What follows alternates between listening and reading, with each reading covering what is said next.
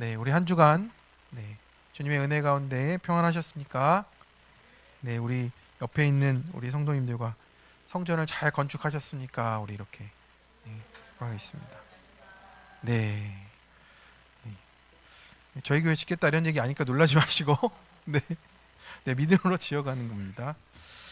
네, 그래서 요즘에 계속 미국과 이란은 계속 협상을 한다 안 한다가 반복이 돼서 참 뭐 또 속보가 뜨면 또 깜짝깜짝 놀래고, 또 이제 이란에 대해서 경제 제재를 또 더 심하게 하겠다 이런 것들도 미국에 또 생각이 있고요. 이란은 또 협상 자리에 나가겠다 하면서 반복이 되고 있습니다. 그래서 이 모든 일 가운데 또 이스라엘은 레바논을 침공하는 것을 멈추지를 않습니다. 그래서 참 다른 것보다는 민중들과 또 공포에 떠는 아이들이 참 그 평화의 또 그 때를 맞이할 수 있기를 좀 같이 좀 기도해 주시고, 이 악의 순환과 이 증오의 사슬이 끊어지게 해달라고 우리가 좀 간구했으면 좋겠습니다. 네, 우리가 그런 기도의 자리에 꼭 있어 주시길 또 축원합니다. 아멘. 네, 오늘 말씀을 함께 나누겠습니다.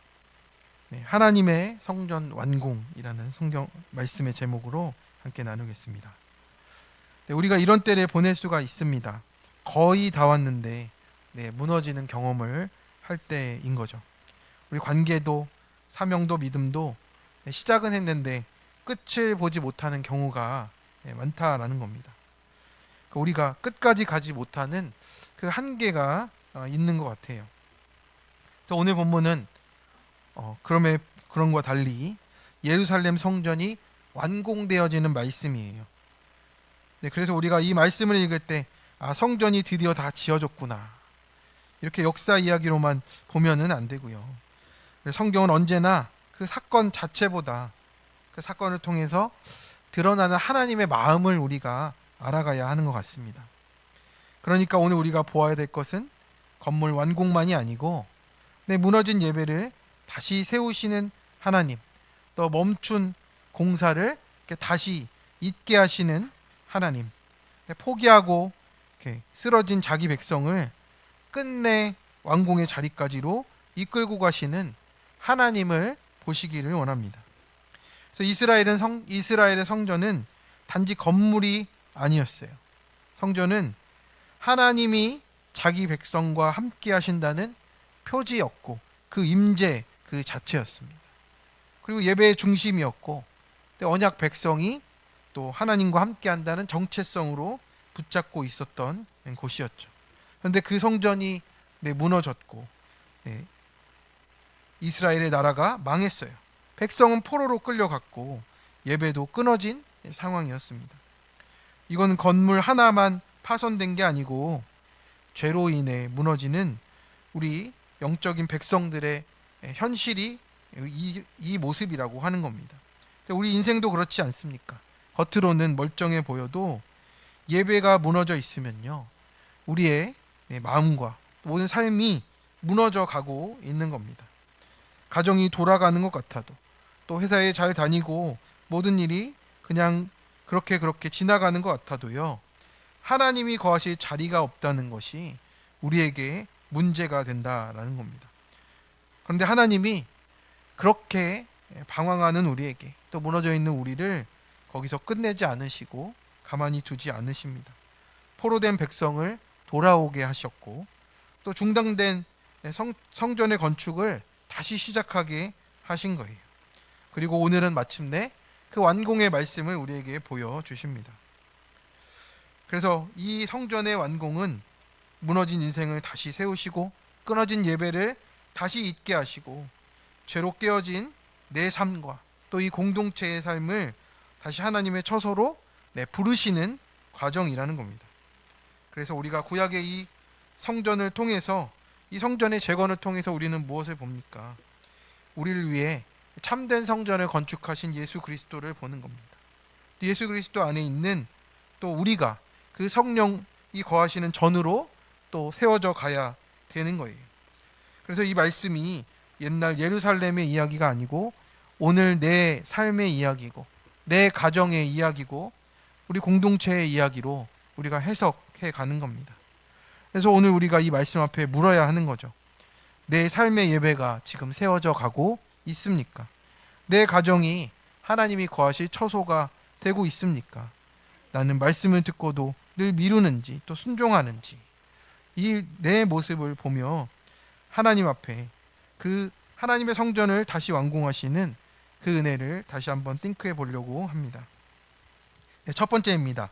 예배자의 삶에 공급하심과 보호하심이 끊이지 않게 하십니다.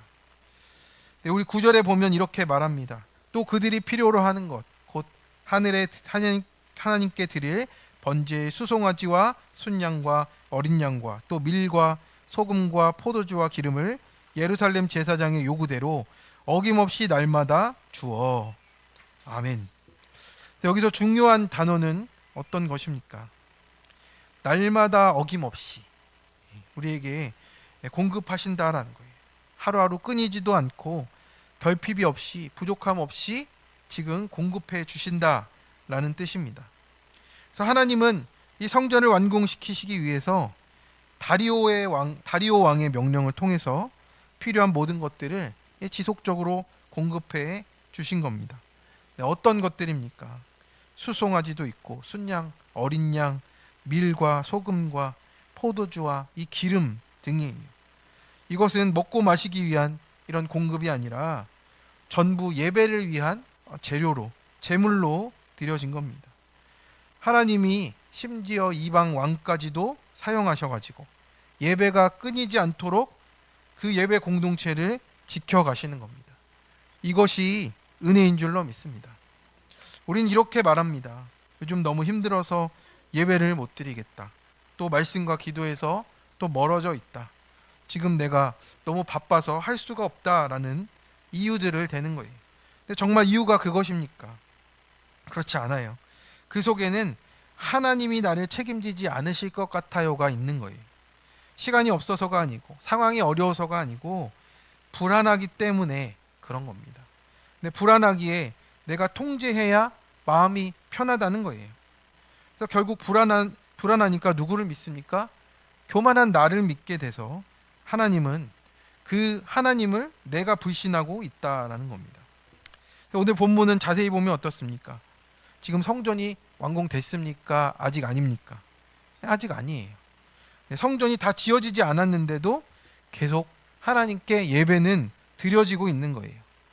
건물의 완성도 있겠지만 그보다 하나님께 드려지는 예배의 중요성이 어떤 겁니까? 날마다 중요하다라는 겁니다. 네, 우리 옆에 있는 분에게 예배는 날마다 중요합니다. 네, 매일 예배를 드려라, 교회 와서 예배 드려라, 이게 아니라 어떤 겁니까? 말씀의 자리에 또 순종의 자리에 있는 게 예배예요. 그런데 중요한 것은 무엇입니까? 내가 통제한다는 그 교만이 무너지는 거예요. 하나님께서 지금 성전을 다시 건축하게 하시면서 어떤 것을 만드십니까? 백성들의 예배의 마음부터 다시 창조하시는 거예요. 예배가 회복이 되면 교만한 내가 무너지고 하나님의 통치가 드러나는데요. 그게 어디서부터 시작이에요? 내가 하나님께 예배 드리는 그 예배의 마음부터 시작이라는 겁니다. 완공해서 드리겠다가 아니고요. 지금부터 드리라는 뜻입니다. 그래서 하나님은 우리의 필요를 채우십니다. 그런데 그 목적은 언제나 예배에 있어요. 하나님과 나와의 관계 속에 있다라는 겁니다. 그래서 우리를 예배하는 삶으로 이끌고 가시고 예배는 순종이에요. 그래서 말씀이 들려서 하나님께 순종하는 삶 속에 살아갈 수 있도록 모든 것을 공급하신다라는 뜻입니다. 그러니 우리가 늘 물으며 가야 되는 거예요. 주님, 이 물질을 왜 주셨습니까? 이 건강을 가지고 어디에 쓰길 원하십니까? 이 시간을 가지고 무엇을 하기를 원하십니까? 우리가 이 질문이 없으면요, 하나님이 주시는 모든 공급은 또 은혜가 아니라 우리의 우상이 되고 마는 겁니다. 그래서 이 본문은 또 공급만이 아니라 무엇을 말씀하십니까? 보호하심도 말씀하고 있어요. 성전 건축은 수많은 방해를 받았잖아요. 대적의 고발이 있었고 행정으로 제동이 걸렸고 정치적인 분위기 속에 또 그 옆에 있는 대적들의 군사적인 압박 속에 어려움이 있었던 거예요. 그런데 이제는 어떻습니까? 왕의 조서가 성전의 공사를 지켜주는 울타리가 되고 있습니다. 그래서 하나님은 예배자에게 필요한 것도 공급하시고 또 그 예배가 무너지지 않도록 보호도 하신다라는 뜻입니다. 할렐루야. 아멘. 지금 하나님께서 우리의 삶을 공급하시고 보호하신 가운데 있는 이유가 뭐예요? 우리의 예배가 무너지지 않도록 붙잡고 계시다는 뜻입니다. 우리 인생도 그렇습니다. 밥만 먹어 살리시는 분이 아니고 우리 믿음이 꺼지지 않도록 하나님께서 붙들고 계십니다. 그래서 우리가 넘어지더라도 아주 버려지지 않는 이유가 뭡니까? 하나님이 그 자기 백성을 놓치지 않으시는 하나님이기 때문입니다. 근데 우리는 조금만 부족하면 원망하고요. 조금만 두려우면 하나님이 안 계시다 불안해합니다. 조금만 막혀도 하나님이 무엇하고 계시냐고 우리가 결론을 내리고 하나님을 바라보지 않는 거예요. 하지만 우린 기억해야 되는 거예요. 하나님의 공급은 늘 내가 원하는 모양으로 오는 것이 아닙니다. 결핍의 모양으로도 오고요. 고난의 모양으로도 오고 내 뜻이 꺾이는 사건으로도 오는 겁니다. 왜 그렇습니까? 하나님이 나에게 찾아오시기 때문이에요. 하나님은 나를 안락한 사람으로 만드는 게 아니고 예배자로 만들고 계십니다. 그래서 오늘 부족하다가 우리가 낙심할 것이 없어요. 관계가 어렵다고, 형편이 막막하다고, 내일이 안 보인다고 주저앉지 마시기 바랍니다. 하나님은 성전을 시작만 하신 게 아니고 완공하실 분이에요. 우리가 끝까지 예배할 수 있도록 공급하고 보호하실 줄을 믿습니다. 우리 10절은 또 무엇을 말합니까? 우리 한번 같이 읽어보겠습니다. 그들이 하늘의 하나님께 향기로운 제물을 드려 왕과 왕자들의 생명을 위하여 기도하게 하라. 아멘. 여기서 어떻습니까? 이방인인 다리오 왕이요, 자신과 그 자녀들을 위해 기도하도록 한 것이 또 목적이래요. 이방인이기 때문에 기복의 마음이 더 큰 게 맞겠죠. 그런데 하지만 우리가 여기서 묵상할 것은 무엇입니까? 우리의 믿음이 어디에까지, 그 예배가 어디에까지 이어진다 하는 거예요. 후손에게까지, 또 영적 후사에게까지 이어져야 한다는 것을 지금 이방인인 다리오 왕도 기도하고 있다라는 겁니다. 그래서 우리가 하나님의 보호하심이 어디까지입니까? 우리는 어떻게 보면 나에만 머물 때가 있어요. 그런데 이 기도의 제목을 통해서 무엇을 봅니까? 이 하나님을 예배하는 것이 끊이지 않게 함으로 말미암아 그 기도가 끊이지 않으니까 그 영적인 후사까지, 그 왕과 왕의 자녀까지도 보호하심을 있게 해달라고 기도하고 있는 것입니다. 그래서 우리의 예배가 여기서 그치는 것이 아니라, 나만에서 그치는 것이 아니라 그 후사에게까지도 이어지는 그 참된 구원의 복이 이어져 가기를 축원합니다. 적용 질문입니다. 지금 내 삶의 목적이 성공과 행복입니까? 거룩과 예배입니까? 먼저 예배와 순종 속에 나아갈 때 모든 것을 공급하신다 믿으십니까? 지금 결핍과 고난 때문에 나는 어떤 불안과 고난에 빠져 있습니까? 그 결핍 속에서 나를 예배자로 만드시는 하나님의 뜻을 묻습니까? 지금까지 하나님께서 내 삶에 공급하시고 보호하신 은혜와 사건은 무엇입니까? 두 번째입니다. 다시 내려온 명령대로 신속하고 단호히 준행해야 됩니다. 11절은 굉장히 강한 표현이 나오고 있습니다. 우리 한번 같이 읽어보겠습니다. 내가 또 명령을 내리노니 누구를 막론하고 이 명령을 변조하면 그의 집에서 들보를 빼내고 그를 그 위에 매어 달게 하고 그의 집은 이로 말미암아 거름더미가 되게 하라. 다리오 왕은 어떻습니까? 이 조서를 바꾸거나 거스르는 자에게 엄중한 형벌이 있을 것이라고 선포하는 겁니다. 이 변조라는 단어는 바꾸다, 뒤집다, 왜곡하다잖아요. 그래서 하나님의 일을 내 방식으로 바꿔버리는 것을 말하는 거예요. 또한 그렇게 변조할 때는 그 가문이 거름더미가 되게 하라라고 할 만큼 이 강력한 왕의 처벌의 의지를 보여주고 있습니다. 우리 또 12절은 무엇이라 말합니까? 우리 한번 같이 읽어보겠습니다. 만일 왕들이나 백성이 명령을 변조하고 손을 들어 예루살렘 하나님의 성전을 헐진대 그곳에 이름을 두신 하나님이 그들을 멸하시기를 원하노라. 나 다리오가 조서를 내렸노니 신속히 행할지어다 하였더라. 아멘. 왜 이렇게까지 단호하게 내 심판을 합니까? 이 성전 건축이 이미 한번 시작되었다가 중단된 적이 있잖아요. 이제는 다시는 멈추지 말라라는 강한 명령인 겁니다. 고레스 왕 때 이미 허락이 있었는데 시간이 흐르고 반대가 생기고 환경이 흔들리자 공사가 멈추게 된 겁니다. 하나님의 일이 이렇게 다시 중단되지 않도록 지금 더 엄히 명하고 있는 것이에요. 이런 일이 발생되지 않도록 한 가지 더 붙인 말은 무엇입니까? 나 다리오가 조서를 내렸노니 신속히 행할지어다 라고까지 말하고 있습니다. 여기서 신속히는 두려움과 경외함으로 즉각 순종하는 거예요. 네. 하나님께서 다시 짓게 하시는 성전은 좋게 이렇게가 아니고요. 말씀에 대해서 즉각적인 순종이 그 완성을 또 이룰 수 있도록 돕고 있는 겁니다.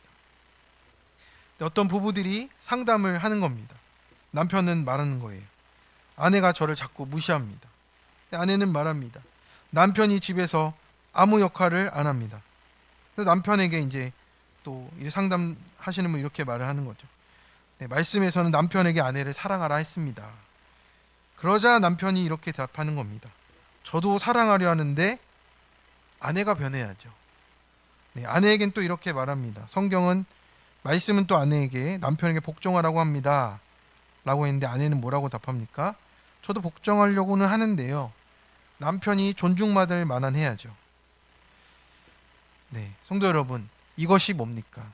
이게 말씀을 변조하는 거예요. 그냥 그 말씀대로 순종해야 되는데 우리가 붙이는 이유들이 있어요. 아내가 변해야 된다. 또 남편이 존중받을 만한 해야죠. 네, 누구 말이 맞습니까? 네, 남편끼리 모이고 아내는 아내끼리 모이겠습니다. 누구 말이 맞습니까? 그렇게 맞지가 않는다는 거죠. 우리가 말씀을 변조하는 게 우리의 모습이라는 겁니다. 우리가 인생의 성전을 짓다가 중단되는 것은 알지만 미루고 알지만 하지 않기 때문이에요. 용서해야 되는데 상대부터 해야 된다. 회개해야 되는데 저쪽부터 해야 된다. 결단해야 되는데 왜 나부터 하냐라고 미루고 있는 겁니다. 그것은 우리가 조건부 순종하는 사람이라는 거예요. 상대가 변하면 하겠습니다. 상황이 좋아지면 하겠습니다. 마음이 되면 하겠습니다. 이게 다 어떤 거냐면 내 안에 있는 자기 사랑이 너무 커서 내 말씀을 듣지를 않는 겁니다. 우리가 순종하는 이유는 다른 게 아니에요. 하나님 말씀이기 때문에 순종하는 겁니다. 하나님과 자꾸 협상하려고 하지 마시고 하나님은 그래서 말씀하세요. 신속히 준행하라 라고 하는 겁니다. 그러니까 이스라엘이 과거에 무너진 이유가 그렇잖아요. 말씀을 자기식으로 해석하고 바꿨습니다. 우상도 섬기고 하나님도 섬겼습니다. 그러니까 내가 옳다고 생각하니 말씀은 바뀌어도 되는 거죠. 그래서 이번에는 하나님이 이 다리오 왕까지 써서 뭐라고 하십니까? 변조하지 못하도록 막고 계신 거예요. 성도 여러분, 하나님의 일은요 즉시 순종하는 사람을 통해서 하나씩 이루어 가십니다. 완벽한 사람이 아니고 말씀을 들었을 때 그 자리에서 돌이키고 자기 죄를 인정하는 사람, 작은 걸음이라도 한 걸음 떼는 사람이 하나님께 쓰임을 받는 겁니다. 그래서 회개는 특별한 날 한 번 하는 이벤트가 아니잖아요. 생활 방식입니다.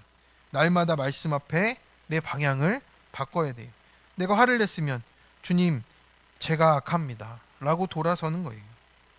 내가 상처받는 것을 핑계로 죄를 계속 지으면 주님 그 억울함 뒤에 숨어있는 저의 교만을 지금 주님 앞에 고백합니다. 이렇게 인정하게 되는 겁니다. 우리는 내가 하려고 했는데 요가 아니고 거기서 하나님 그게 제 모습입니다 부터 우리가 바뀌어지는 겁니다. 회개하는 만큼 회개의 자리부터 바뀌는 거지 내가 바꾸려고 했는데 안 바뀌었습니다가 우리의 변명받게 되지 않는 겁니다. 그래서 어떤 것입니까? 회개가 희망인 거예요. 회개하는 사람은 다시 시작할 수 있기 때문에 그렇습니다. 우리가 성전 공사가 시작이 다시 되려면요 백성은 왜 일이 멈추었는지를 돌아봐야 됐습니다. 오늘 우리도 마찬가지예요. 내 예배가 왜 멈췄습니까? 가정의 평안이 왜 깨져 있는지, 내 신앙의 기쁨은 또 왜 사라졌는지, 환경 탓, 사람 탓 하기 전에 먼저 말씀을 미루어서 내가 하나님께 나아가지 않았던 나 자신을 보라고 하는 겁니다. 어떤 청소년 부모님의 간증입니다. 교육열이 높으신 부모님으로 인해서 좋은 학군지에서 학창 시절을 보냈던 이 부모님 집사님인데, 부모님의 기대와 학업에 대한 부담감으로 열심히 노력했는데 원하는 대학에는 못 가서 열등감에 사로잡히게 됐답니다. 그래서 그것을 생각하면서 열등감에 빠진 그 집사님은 하나님의 성전이었던 이 세 딸을 세상에서 보기 좋은 성전으로 만들려고 모든 방법을 다했답니다. 그래서 남편의 실직과 투자 실패로 빚밖에 남은 것이 없는 그 장엄의 상황에서 상위권의 성적으로 고등학교에 입학했던 둘째 딸은 이제 환경을 받아들이지 못해서 이제 방황을 시작했대요. 그래서 그렇게 그 둘째 딸은 자퇴 후에 입시를 준비하려고 그렇게 수월하게 하려고 자기의 자퇴를 해달라고 했습니다. 그래서 이 어머님은 그 자퇴를 수락을 해준 거예요. 그 길이 생각보다 쉽지 않았대요. 그래서 딸은 좋은 성적으로 대학 입시를 치렀지만 면접관으로부터 이게 왜 학교를 그만두었냐라는 말을 했을 때 제대로 대답을 하지 못했대요. 그래서 결국에는 원하는 대학에 진학하지 못하는 어려움을 겪었습니다. 그래서 이후에 딸은 열등감 속에서 대학 생활을 시작하게 됐고, 그런데 그 딸은 달리 그 집사님과는 달리 가난해진 마음이 되었다라고 했습니다. 열등감의 반대가 가난한 마음인 것 같습니다. 모든 예배 자리를 지키면서 향기로운 제물로 기도하는 가운데 하나님은 딸뿐만 아니라 온 가족이 이 허물어졌던 영의 성전도 다시 세워가도록 이끌어 주셨다라고 이렇게 말씀을 하는 겁니다. 어떻습니까? 이 성전의 공사가 어떻게 다시 시작이 됐습니까? 이 모든 것을 다 내려놓고 또 예배자로 하나님이 그 마음을 다시 낮추니 그 둘째 딸의 예배 회복을 통해서 온 가족이 회복되어진 것을 우리가 보게 되는 겁니다. 그래서 오늘 우리에게 다시 내려온 명령은 무엇입니까? 예배자로 살아가는 거예요. 말씀의 묵상을 다시 시작하고 미워하는 사람은 용서하고 숨긴 죄는 빛 가운데 가져오는 겁니다. 가정에서도 나의 신앙의 책임을 회피하지 말라는 거예요. 아내가 먼저, 남편이 먼저가 아니고 정말 내가 먼저 미안하다 말하고 적용하는 것이 성전을 세우는 일이라 말씀을 하시는 겁니다. 성전의 완공을 막는 가장 큰 적은 결국엔 누굽니까? 바깥의 원수가 아니고 어쩌면 내 안의 미움이고 내 안의 완고함이고 내 안의 자기애가 더 큰 적이라고 오늘 우리에게 말씀을 주십니다. 적용 질문입니다. 하나님이 이미 내게 말씀했는데도 핑계와 상황으로 순종을 미루며 변조하는 것은 무엇입니까? 가정에서, 학교에서, 회사에서 저 사람이 바뀌어야 돼 하는 대상과 이유는 무엇입니까? 그 대상과 상황에 대해서 이번 주에 내가 신속하고 단호하게 적용할 것은 어떤 것입니까? 세 번째입니다. 말씀의 권면을 따를 때 성전을 완성하게 하십니다. 하나님께서는 이제 다리오 왕의 명령을 통해 대적들까지도 신속하게 준행하게 하십니다. 이 모든 일에 배후에는 어떤 역사가 있습니까? 우리 14절의 말씀을 같이 한번 읽어보겠습니다. 유다 사람의 장로들이 선지자 학개와 이또의 손자 스가랴의 권면을 따랐으므로 성전 건축하는 일이 형통한지라. 이스라엘 하나님의 명령과 바사왕 고레스와 다리오와 아닥사스다의 조서를 따라 성전을 건축하며 일을 끝내되. 아멘. 이렇게 성전이 완성이 되게 된 결정적인 요인은 어떤 것입니까? 본문은 분명히 말하고 있어요. 환경도 사람도 재물도 아니다라는 겁니다. 유다의 장로들이 선지자 학개와 이또의 손자 스가랴의 권면을 따랐으므로라고 이렇게 말을 합니다. 이 권면이란 단어는 히브리어로 느바인데요.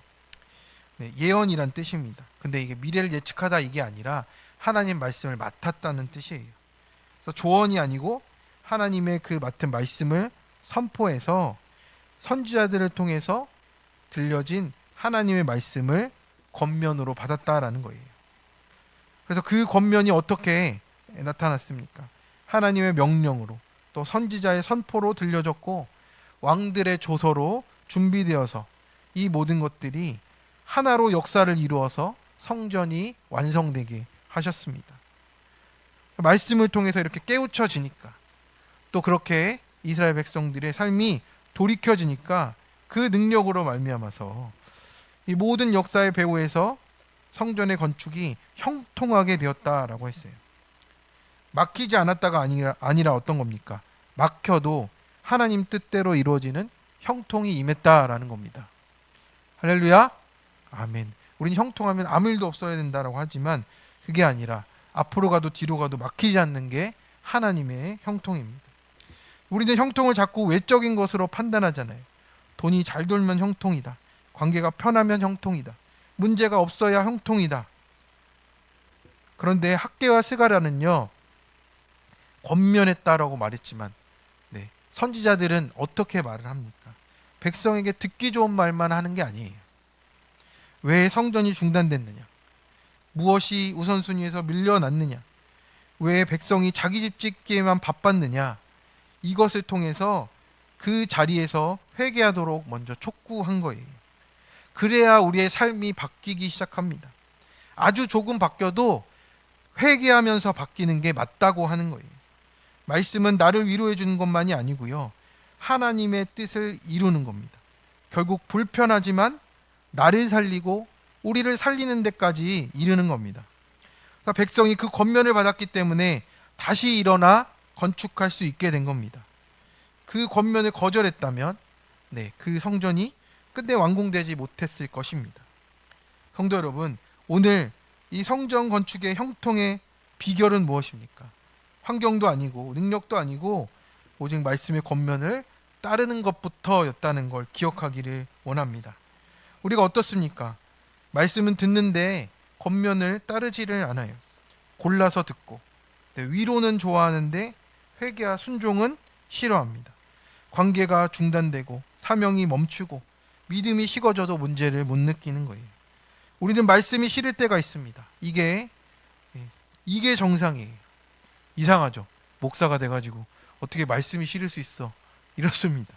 아니에요. 말씀이 싫은 게 정상입니다. 나는 말씀이 좋다고만 하면요, 나를 속이는 거예요. 왜냐하면 내가 좋은 말만 듣고 있는 뜻이거든요. 불편해야 맞는 거예요. 말씀이 불편한 이유는 틀려서가 아니고요, 맞기 때문에 그래요. 그러니까 피하고 싶은 거고요. 듣고 나면 순종해야 되니까 도망가고 싶은 거예요. 우리도 똑같습니다. 가정의 문제가 풀리려면 먼저 말씀의 권면을 받아야 되는 거예요. 신앙의 침체에서 벗어나려면 먼저 말씀의 권면에 무릎을 꿇어야 되는 거예요. 상처의 늪에서 나오려면 내 억울함만 붙잡지 말고 그 상처를 또 죄짓는 도구로 사용하고 있는 나를 봐야 되는 거예요.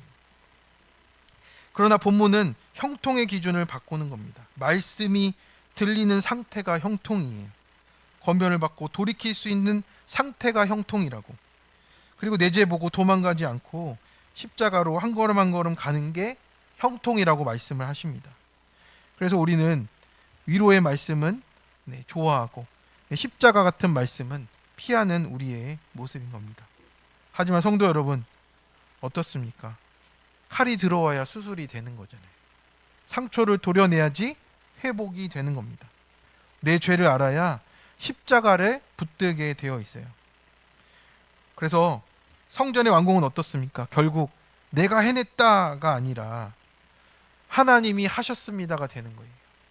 내가 했다라고 했다면 이미 15년 전에 지어졌겠죠, 그죠? 그 성전이 지어졌을 거예요. 그런데 하나님이 하나님의 역사를 이스라엘 백성들이 보게 하신 겁니다. 아, 내 힘으로 되는 게 아니구나. 하나님이 지으시는 거구나. 우리가 그거 안에서 한 걸음 한 걸음 벽돌 올리고 쌓고 간 것이 하나님이 사용하셨구나. 우리 모습을 보게 하는 겁니다. 그래서 15절에 보니 어떻게 됐습니까? 다리오 왕 제6년 아달월 3일에 성전 일을 끝내니라 라고 이렇게 말했어요. 16년이 걸렸어요. 반대도 있었고 정치적인 변수와 백성의 연약함도 있었고 대적의 공격도 있었고 얼마나 힘들었습니까? 그런데 드디어 성전을 완전히 완성하는 역사를 하나님께서 보여주십니다. 하나님의 일은요, 더뎌 보일 수 있어도 실패하지 않는다고 하십니다. 우리는 여기서 더 큰 성전을 바라보며 가게 되어 있어요. 이 구약의 성전은 지어지고 부서지고 또 지어지고 부서졌지만 결국 참 성전이신 우리 예수 그리스도를 바라보라고 하시는 겁니다. 내 안에 친히 오셔서 하나님의 말씀이 들리게 하시는, 그 친히 임재하시는 성전이 되셨습니다. 그래서 이제 그리스도 안에 있는 우리를 성령이 거하시는 성전으로 삼으셨다라는 거예요. 그래서 성전의 완공은 이제 건축의 완료만이 아니고 우리가 예수 그리스도 안에서 한 사람의 예배자로 온전히 세워가시는 사건이 되어지는 겁니다. 우리 작년부 큐티의 내용입니다. 제조업 분야에서 1인 기업으로 이제 사업체를 운영하시는 집사님입니다. 그래서 OEM 방식으로 이제 제품을 생산하면서 이제 원자재와 부자재 이런 거를 6곳의 일정을 조율해야 한다는 어려운 일을 하고 계신데요. 몇 달 전에 생산 예약을 발주를 하는데도 현지 상황에 따라서 이렇게 일정 변경이 되고 그런 통보를 받으니 그때마다 심장이 덜컥 내려앉고 협력 업체들하고 자꾸 이렇게 연락을 주고받으면서 거절과 항의를 받아내야 되는 그런 사장님이라고 하십니다. 그때마다 이제 혼자 범세워 일하면 문제 해결의 기미가 보이고 성과가 나는 그런 삶이었는데 이제는 지금 하는 일을 혼자 할 수가 없는 일이라고 합니다. 그래서 예전에 남에게 피해주지 않고 자기 일만 잘하면 된다는 이 이기심, 그리고 나는 잘하고 있다는 이 낮아지지 않는 교만이 있었는데 이 사업을 하게 되면서 그 교만이 또 자기의가 무너지게 하셨답니다. 그래서 그때에서야 내가 혼자 할 수 없구나, 이것을 공동체의 기도 제목으로 내놓고 기도하는 사람이 되어갔다라고 합니다. 그러다 보니 교회에 다니는 것을 아는 한 업체의 담당자가 일정이 바뀔 때마다 이제 사장님이 하나님께 잘 좀 기도 좀 하시라고 이런 얘기를 듣는답니다. 근데 이렇게 그 사업장이 사명지임을 깨닫게 되니까 또 이제 믿지 않는 우리 신우의 가족도 교회로 인도하시고 하면서 또 이 가정을 회복해 가시는 그 통로가 되고 있다라고 이렇게 간증하시는 내용입니다. 어떻습니까? 이분도 자기의 일이 그 자기의 일터와 그 사업지가 사명지임을 깨닫게 된 거잖아요. 거기가 성전이구나를 또 고민하게 되고 또 알게 되고 기도하게 되었음을 보게 됩니다. 그렇습니다. 우리가 내 인생의 공사가 아직 끝나지 않았다고, 내 가정의 문제가 아직 많다고, 내 안에 여전히 해결되지 않은 상처와 문제가 있다고 우리가 주저앉지 않으시길 바랍니다. 권면을 받으면 살아날 줄로 믿습니다. 말씀 앞에 깨지면 예배자로 세워질 줄로 믿습니다. 자기 죄를 보는 사람은 끝내 하나님이 완공하시는 성전의 모습을 보게 될 줄로 믿습니다. 적용 질문입니다. 나는 위로와 형통의 말씀만 좋아하고 내 죄를 깨뜨리고 불편하게 하는 권면은 회피하거나 억울함과 합리화로 밀어내지 않습니까? 내 인생의 공사가 더디다고 낙심합니까? 말씀에 권면을 붙들고 끝내 완공하실 하나님을 신뢰하는 예배자로 세워집니까? 하나님께서 부족한 나를 끝까지 붙드셔서 완공하신 은혜는 무엇입니까? 말씀을 맺겠습니다. 성도 여러분, 회개가 희망입니다. 왜냐하면 회개하는 사람은 다시 시작할 수 있고요, 고난도 축복으로 바뀌어지는 은혜가 나타납니다. 고난이 나를 주님께로 돌아오게 하니까 그게 망하는 사건이 아니고 나를 살리는 사건이 되었기 때문입니다. 우리의 결핍이, 우리의 지연이, 우리의 눈물이 오히려 하나님께 돌아오는 통로가 되니 낙심하지 마시고 시작만 하시는 것이 아니라 완공하시는 하나님을 붙잡고 우리 인생과 가정과 교회가 온전히 하나님 거하실 처소로 세워지는 그 복된 인생 되시는 우리 모든 성도님들 되시길 축원합니다. 함께 우리 찬양하고 기도의 자리로 나아가겠습니다.